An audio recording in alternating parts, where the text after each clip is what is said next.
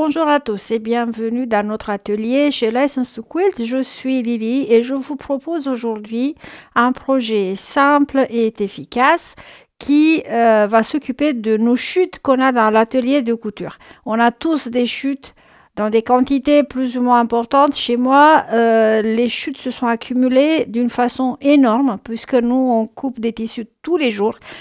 À ce point que c'est des fantômes dans mon atelier, ça me hante. Alors donc je me suis dit, il faut que je trouve un projet qui soit Ghostbuster. Donc aujourd'hui, on va lancer cette série des projets Ghostbuster. Donc ceux qui s'en occupent, qui arrêtent les chasseurs de fantômes. Donc je vais chasser les fantômes de mon atelier et ça va être le quilt Ghostbuster numéro 1. Et n'oubliez pas que c'est une vidéo Aurifil, sponsorisée par Aurifil. Donc on a une nouvelle boîte qui sera mise en jeu aujourd'hui et nous allons trouver le propriétaire de la boîte, cette petite boîte qui a été mise en jeu la dernière fois. La boîte Aurifil d'aujourd'hui contient 6 grandes bobines de épaisseur 50 et elle s'appelle Playmaker. Le designer est Victoria Finlay pour Wolf Quilts. Alors je ne peux pas vraiment vous montrer tout ce qu'il y a dedans. Mais pour vous faire une petite idée, voilà, il y a 6 grosses bobines comme celle-ci, de couleurs variées. Je pense qu'on peut voir la deuxième. C'est très intéressant comme boîte. Je ne pense pas que vous devriez passer à côté. Donc, la modalité le règlement de notre jeu, si vous voulez, demande à ce que vous me laissiez un commentaire sous la vidéo. Et la prochaine fois, moi, je vais annoncer le nom du gagnant. Le gagnant sera choisi au hasard parmi les commentaires et il aura 7 jours à disposition pour m'envoyer ses coordonnées postales à notre adresse mail bonjour@license2quilt.com. Donc, restez connectés à notre chaîne pour voir si jamais vous avez gagné cette boîte. Comme je vous ai dit, j'ai énormément de chutes dans mon atelier.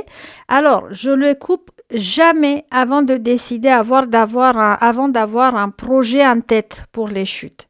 Parce que, par exemple, ici, j'ai coupé des carrés de 2,5 inches parce que je savais ce que j'allais faire avec. Si je coupe à l'avance dans des bandes ou carrés ou rectangles, je peux tomber sur un projet qui m'intéresse et dommage, j'avais déjà découpé les chutes dans des dimensions ou des formes qui ne conviennent pas. Donc, moi, je vous conseille de ne pas les repasser et couper avant de savoir exactement le projet pour lequel vous allez les utiliser. Il y a 900 carrés de 2,5 inches ici. Ça me permet de faire un quilt avec 30 rangées de 30 carrés chaque, donc 30 x 30. En gros, ça va être carré, 30 x 30. Et puisque je suis en mode chute, je vais utiliser des restes des bobines Aurifil parce qu'il est rare qu'une bobine colle parfaitement en quantité avec un projet. Il nous reste toujours des fils dont on ne sait pas vraiment quoi faire avec. On peut les introduire dans un projet pareil, par exemple comme celui-là, où il y a toutes sortes de couleurs mélangées. Et donc, je peux utiliser toutes sortes de restes des bobines. Ne le jetez pas, c'est très intéressant pour faire des projets de recyclage comme celui-ci. Coudre 900 carrés ensemble, qu'ils soient petits ou grands, ça peut faire peur plus que les fantômes. Mais moi, j'ai une technique, je vais vous montrer comment vous allez assembler tous vos carrés, que ce soit 10 ou 900, ou plus de 900 si vous en avez, d'un seul coup, sans se prendre la tête. Donc, je vous invite à venir avec moi, à chasser les fantômes. Et n'oubliez pas de vous abonner à notre chaîne. Donnez-nous un j'aime pour cette vidéo, parce que ça nous aide énormément et nous soutient. Donc, rendez-vous à la machine à coudre. En plus de vider mes restes de bobines, je vais aussi utiliser des canettes qui ont juste encore un peu de fil dessus. Je pense que vous en avez tous chez vous, des canettes où il reste juste encore un peu de fil ou peut-être moins de moitié. Donc, je vais les utiliser aussi dans ce projet avec des chutes. Donc, on est en mode vraiment recyclage ou utiliser toutes les chutes possibles de tissu et de fil jusqu'au dernier millimètre. Dans mes 900 carrés, j'ai toutes sortes de fabricants. Alors, il faut que je vous explique quelque chose, un principe clair du patchwork. Quand vous faites un projet pour lequel vous achetez le tissu, ne mélangez jamais plus de 2 fabricants différents à la fois. Parce que les tissus patchwork ont tous le même poids, la même densité, la même trame si vous voulez, mais chaque fabricant est différent et il a sa texture, ses nuances à lui qui lui sont patentées carrément.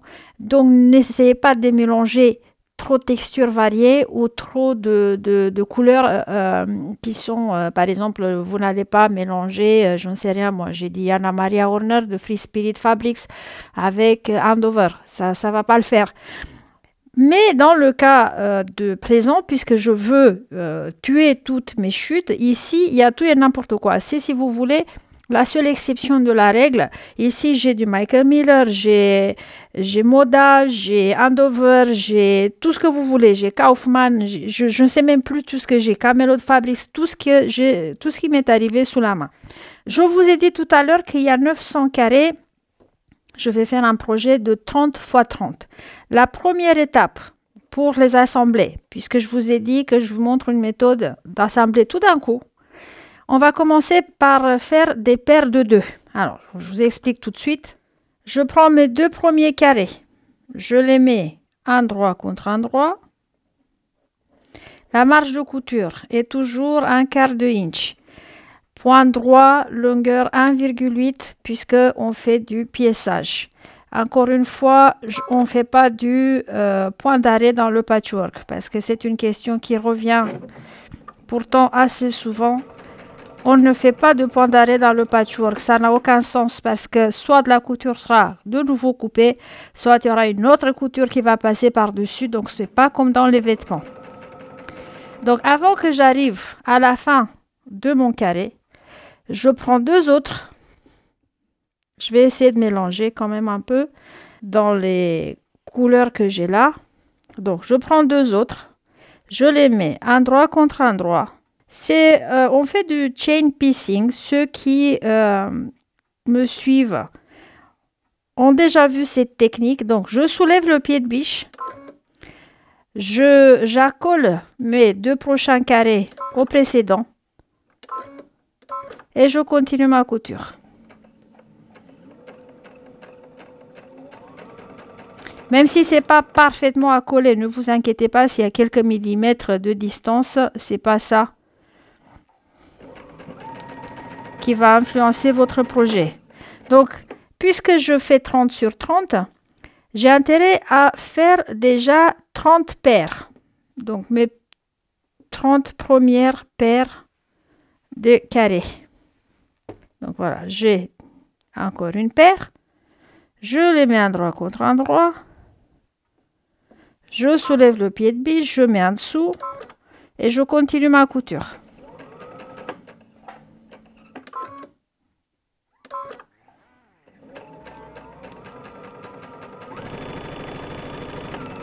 Et donc, je vais continuer comme ça pour avoir 30 paires de 2 carrés.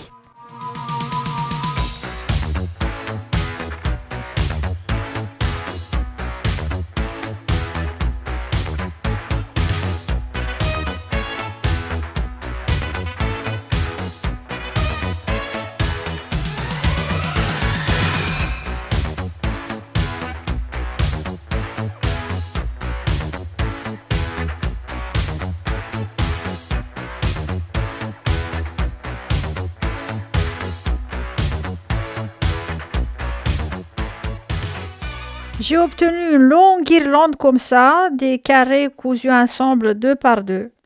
Attention, il est essentiel de ne pas couper le fil entre les carrés.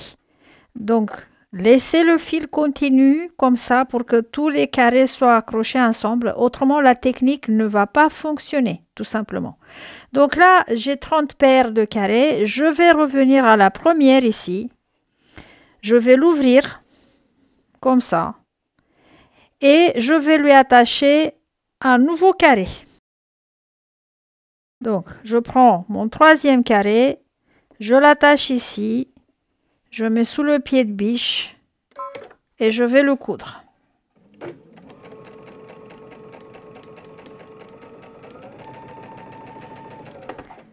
Pareil que pour la première paire de carrés, avant que je termine, j'ouvre le prochain, je prends un autre carré, je le lui mets endroit contre endroit et je les coude ensemble pareil, sans couper le fil. Donc vous aurez un fil continu.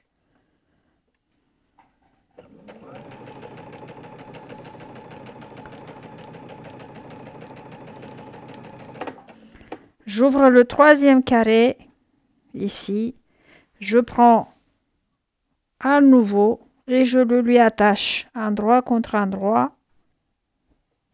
Et donc je vais faire comme ça pour toute ma guirlande.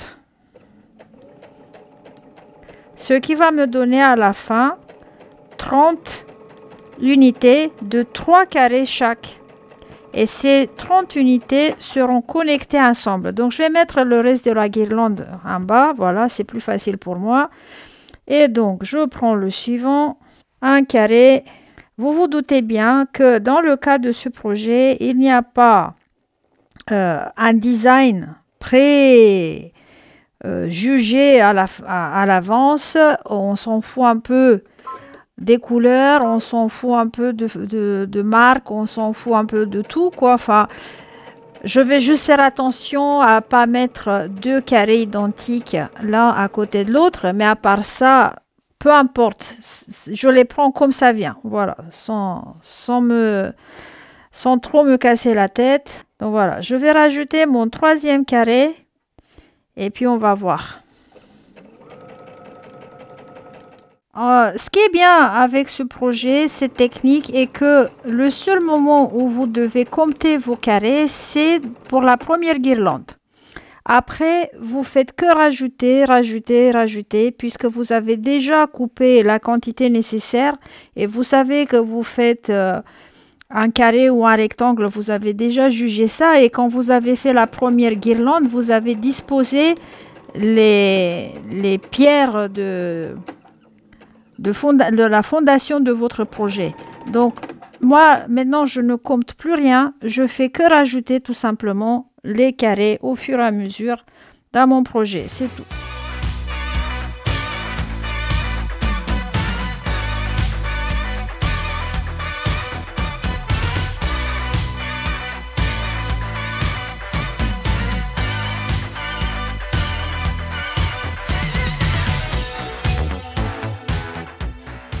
Ma guirlande maintenant a 3 carrés par rangée, donc j'ai toujours mes 30 rangées. Le fil n'est pas coupé. Et là, j'arrive, donc elle s'agrandit. Avant d'aller plus loin, je vous conseille de retourner vos carrés, comme ça, et ouvrir les coutures avec un finger press. Ça vous évitera de repasser après. Et d'ailleurs, ce projet, par cette technique, sera... Enfin, il est difficile à repasser quand on aura les 900 carrés attachés comme ça dans une guirlande. Mais si vous faites un simple finger press comme ça va être suffisant pour mettre à plat vos coutures. Et je vous conseille de faire ça tous les 2-3 rangées comme ça. Je voulais aussi attirer votre attention sur un fait. J'utilise que des tissus de patchwork. On est bien d'accord, j'ai des chutes, mais que des tissus de patchwork. Si vous mettez tout et n'importe quoi, il y a le risque de voir certains tissus rétrécir plus que d'autres au lavage. Donc, votre projet sera ruiné. D'où l'importance d'utiliser des tissus du même type. Et ce projet est encore une fois la preuve que dans le patchwork, rien ne se perd. Tout se transforme. On peut utiliser les plus petites chutes pour faire un projet, et vous verrez ça dans une autre vidéo que j'ai planifiée, le Ghostbuster numéro 2. On va utiliser autre type de chute et on va faire un autre projet complètement différent. Voilà de quoi ça a l'air mon projet à ce stade-là avec les coutures ouvertes. Donc je voulais vous montrer le dos. Et ça, c'est vu à l'endroit. Donc, tout à l'heure, c'était l'envers pour vous montrer les coutures. Moi, je suis adepte des coutures ouvertes. Là, c'est l'endroit. Mine de rien, nous avons attaché déjà 90 carrés parce qu'il y a 30 rangées à 3 carrés chaque. Vous observez que je n'ai pas forcément la même longueur des fils entre les rangées. Ça, ce n'est pas important. Tout ce qui est important est de ne pas couper le fil. Et si jamais votre bobine se termine pendant la couture, vous la changez et vous commencez plus haut de manière à avoir toujours ce fil entre les rangées. Donc vous recommencez plus haut, même à coudre par-dessus et continuez votre couture pour attacher. Alors là, je reprends ma guirlande et je vais attacher le 4e carré. Et peu importe dans quel sens je commence, de toute façon, il n'y a pas, comment dirais-je, une logique dans l'assemblage d'un certain modèle patron que je dois suivre. Donc, je prends ma guirlande et je vais passer à attacher le 4e carré. Là, je vais rajouter mon 4e carré. Et je vais procéder de la même manière jusqu'à ce que tous mes carrés sont attachés et que j'ai 30 rangées à 30 carrés chaque. Tous les 2-3 carrés, tous les 2-3 rangées, j'arrête pour ouvrir les coutures tout simplement. Ça va me faciliter après la suite dans ce projet. Autrement, ce n'est strictement rien de compliqué. Et je répète, ne surtout pas couper le fil pour que la technique vous réussisse. Alors, je vais finir l'assemblage de tous mes 900 carrés, dont j'ai déjà attaché 92. Et on se revoit pour vous montrer ce que l'on va faire après. Voici mes 900 carrés qui sont attachés sur un seul côté. Et pourtant, quand vous regardez comme ça, vous avez l'impression que tous mes carrés sont attachés définitivement ensemble. Et ben non, parce que y a que les rangées qui sont attachées. Et comme je vous ai montré en début de la vidéo, par le fait de ne pas avoir coupé le fil de la machine entre deux carrés, ça fait que à la fin, les rangées sont pré-attachés ensemble. Voilà, ils sont très rapprochés. Et à cette étape-là, mon patchwork a l'aspect d'un rectangle, justement parce que les rangées ne sont pas cousues entre elles. Dès que les rangées seront cousues, il ne sera plus un rectangle et il deviendra ce qui doit être un carré. Après, il n'y a absolument aucune étude de design.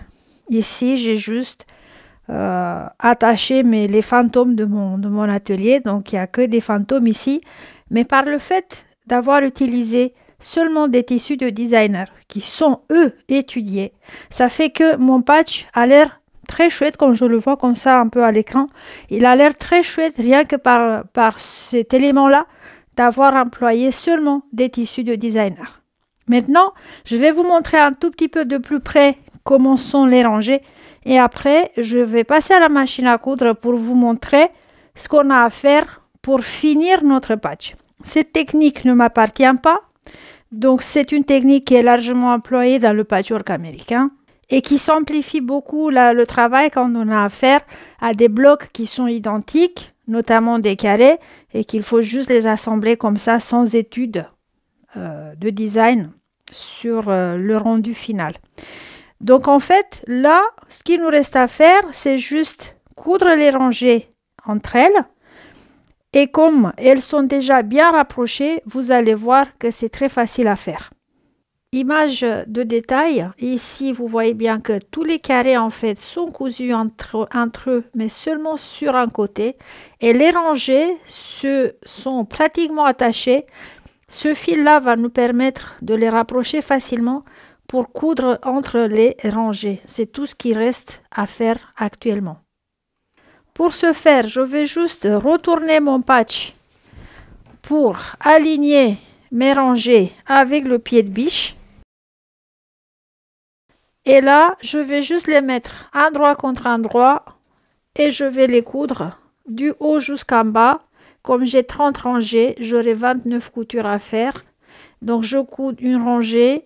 Après, je vais plier sur la deuxième, sur la troisième et la suivante, comme ça jusqu'à ce que j'attache toutes mes rangées ensemble. Donc voilà, je vais attacher mes deux premières rangées. Il suffit juste de les retourner l'une sur l'autre. Et je vais pas, cette fois, je vais pas ouvrir au repassage chaque couture parce que c'est des coutures finales. Je vais repasser avec le fer quand j'aurai fini l'assemblage. Pour mémoire, quand j'ai commencé à attacher les carrés entre elles, j'avais fait une sorte de finger press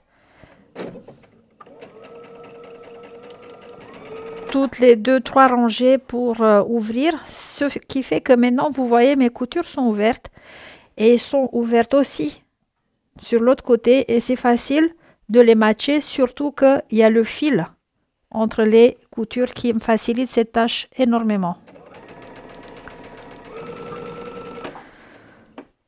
Donc mon souci est juste de garder les tissus alignés.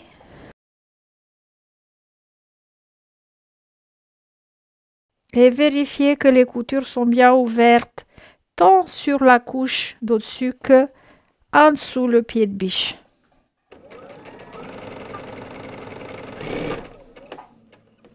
Voilà, quand j'ai dépassé une couture, je prépare la suivante. Et c'est tout ce qu'il faut faire pour finir mon patch. Après quoi, je vais le repasser. Je vais vous montrer juste mes premiers carrés que j'ai cousus. Donc, regardez, les jonctions sont impeccables. Et ça, c'est grâce à cette technique de laisser le fil entre les carrés. Et même si peut-être là et là, ça va pas être parfait, c'est pas bien grave. Ça va pas se voir, mais je voulais vous montrer quand même l'efficacité de cette technique de patchwork.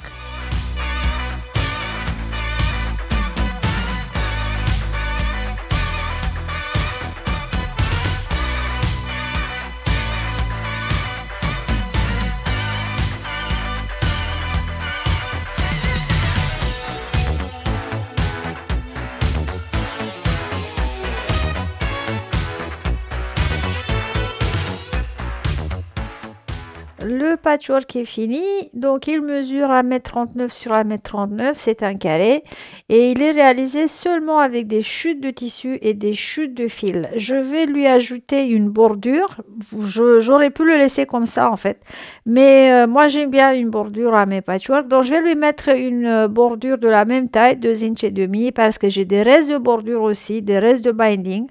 Et puis, je vais faire le sandwich où je vais utiliser des restes de molleton et comme ça de suite pour l'arrière de quilt, je n'ai pas encore décidé. Peut-être que je vais mettre un seul tissu, mais même, je trouve que c'est pas mal pour une myriade de fantômes à les réunir dans un top de patchwork comme ça.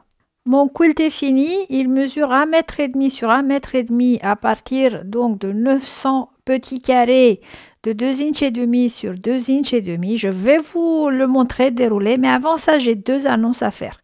Déjà, la gagnante de la boîte mise en jeu la dernière fois, c'est Madame Denise Blary 5505. En tout cas, c'est son identifiant avec lequel elle m'a laissé ce commentaire-là. Donc, Madame Denise Blary 5505, vous avez 7 jours pour m'envoyer à l'adresse mail bonjour@lasensouquilt.com vos coordonnées postales pour que je puisse vous envoyer votre cadeau Orifil. La deuxième annonce que j'ai à faire est que c'est ma dernière vidéo Orifil. Je ne fais plus des vidéos pour Orifil simplement à cause de ma charge de travail, donc je me retire. Et pour marquer cette dernière vidéo, j'avais pensé de faire encore une, donc deux en fait, mais en réalité, j'arrive pas, j'aurai pas le temps. Donc, pour marquer cette dernière vidéo Orifil, il y aura une surprise entre le début de la vidéo et la fin. Il y aura 2 boîtes à donner cette fois. Donc, laissez-moi des commentaires pour cette vidéo en bas, sous la vidéo, pour que je puisse tirer au sort 2 gagnants pour la petite boîte que j'avais montrée en début de ce tournage, et puis pour la grosse boîte qui est vraiment une grosse boîte. Il y a 12 grandes bobines composés ensemble, combinés par une designer qui travaille pour Art Gallery Fabrics, notamment Catarina Rossella. Alors, une boîte comme ça, juste pour info, hein, si vous voulez l'acheter quelque part, elle peut vous coûter vers les 170 €. Donc, c'est un beau cadeau. Laissez-moi un commentaire pour que je puisse trouver un nouveau propriétaire à cette boîte et aussi à la petite. Mine de rien, il y a des belles bobines à l'intérieur de cette petite boîte aussi. Et maintenant, on va regarder le quilt de plus près. Abracadabra, mon tout premier quilt fait seulement avec des chutes, le Ghostbuster numéro 1, parce que je vais vous montrer d'autres modalités d'utiliser les chutes qui traînent, les fantômes qui traînent dans votre atelier.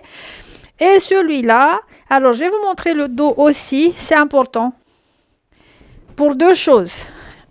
Alors, c'est important parce que j'ai fait toujours dans l'économie de tissu, c'est-à-dire j'ai pris de la boutique ce tissu-là principal. Vous allez le trouver, si vous allez dans la rubrique solde et stockage fin de série, vous allez trouver plus de 150 tissus qui sont soldés à 50% de réduction. Donc celui-là fait partie. Et puis des chutes que j'ai rajoutées pour arriver à un carré. Je vous explique. Mon patchwork faisait 1,50 m sur 1,50 m à la fin, après que j'ai posé la bordure. Donc, il me fallait un carré de 1,75 m sur 1,75 m parce que le molleton et l'arrière du quilt doivent toujours être un peu plus grands. Et donc, j'ai composé. J'ai composé pour avoir 1,75 m sur 1,75 m.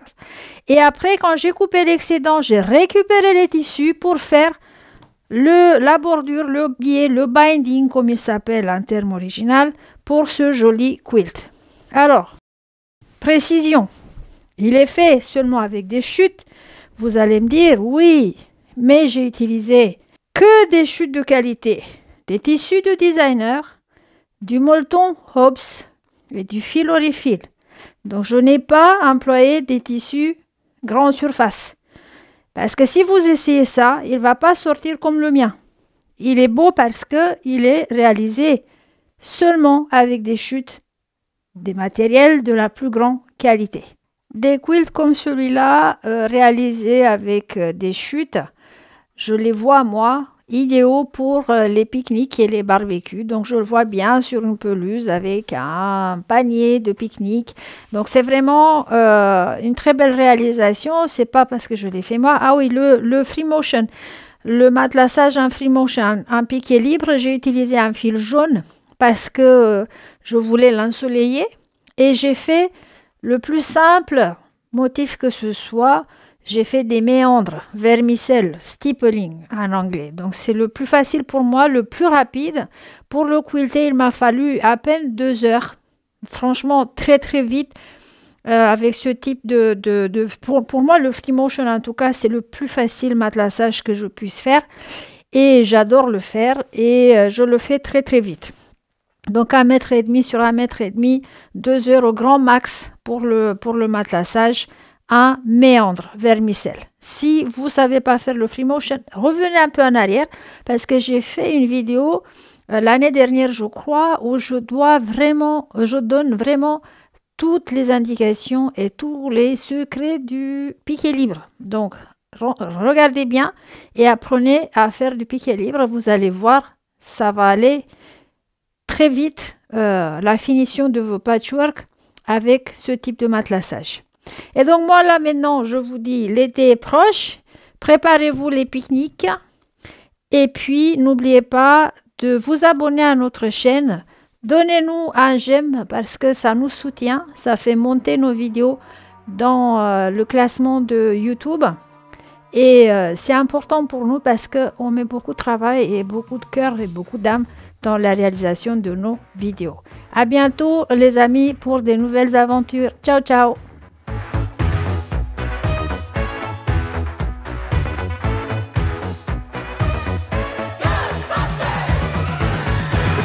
Strange in your neighborhood.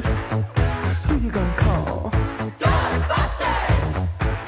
If there's something weird and it don't look good, who you gonna call? Ghostbusters!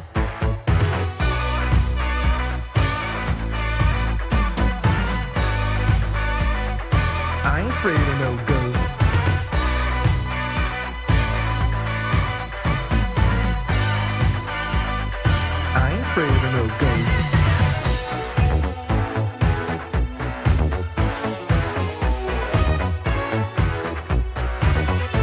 If you're seeing things running through your head, who can you call? Ghostbusters! An invisible man sleeping in your bed. Oh, who you gonna call? Ghostbusters!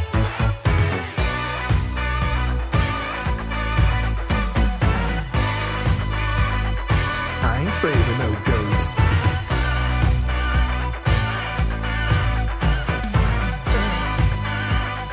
I ain't afraid of no ghosts. Who you gonna call? Ghostbusters! If you're all alone, pick up the phone and call. Ghostbusters! I ain't afraid of no ghosts. I hear it likes the girls.